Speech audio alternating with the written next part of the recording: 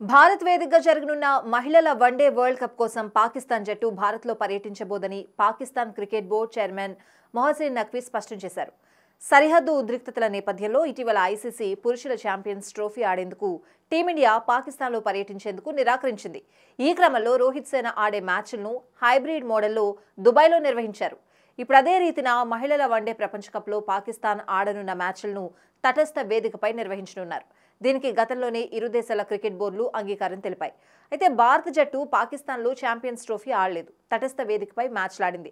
ఇప్పుడు మహిళల ప్రపంచ కప్ విషయంలోనే అదే జరుగుతోంది.